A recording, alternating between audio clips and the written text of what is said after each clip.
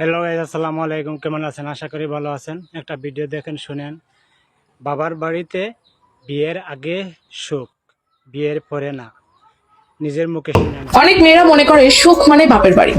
অনেক মেয়েরা আছে স্বামীর অবাধ্য হয়েও বাবার বাড়ি গিয়ে অনেকদিন থাকে, স্বামীর সাথে তর্ক করে বাবা মার কাছে গিয়ে থাকে, মানে বাচ্চা কাচ্চার স্কুল ছুটি হয়ে গেলেই বাপের বাড়ি দৌড় দেয়। হাজবেন্ড চাচ্ছে না, পছন্দ করছে না, বাপের বাড়ি চলে যায়। অনেক মেয়েরা মনে করে বাবার বাড়ি অনেক অনেক সুখ। কিন্তু একটি ডিভোর্সি মেয়ের কাছে গিয়ে কিছুক্ষণ জিজ্ঞেস করবেন বাবার বাড়ি কেমন সুখ, খুব ভালো অ্যান্সার দিয়ে দিবেন। বাবার বাড়ির চেয়ে জাহান্নাম আর বড় জাহান্নাম পৃথিবীতে নাই।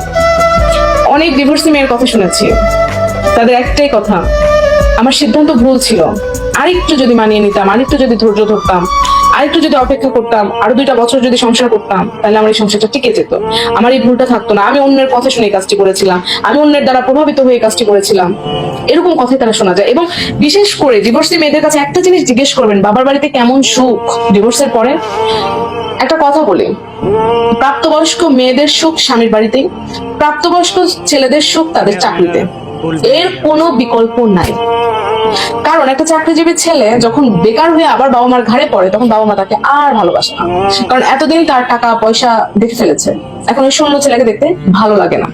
অনুরূপ ভাবে একটা মেয়ে তার স্বামীর সাথে হাসি খুশিতে চলছে, সংসার করে খাচ্ছে, বাবা মা আনন্দে আছে, তারপর আপনি সংসার ছেড়ে দিয়ে বাবা মার ঘাড়ের উপরে গিয়ে উঠলেন, বাবা মার কাছে তো আপনি স্বাভাবিকভাবে একটা বোঝা হয়ে যাবেন।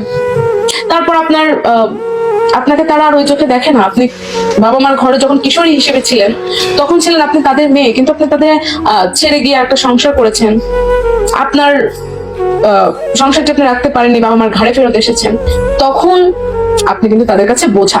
এই জন্য আমি মেয়েদেরকে একটা কথাই বলবো, আপনারা স্বামীর ঘর ছেড়ে যান, সমস্যা নেই, আমার কি, আপনি যাবেন, আমার কোনো সমস্যা।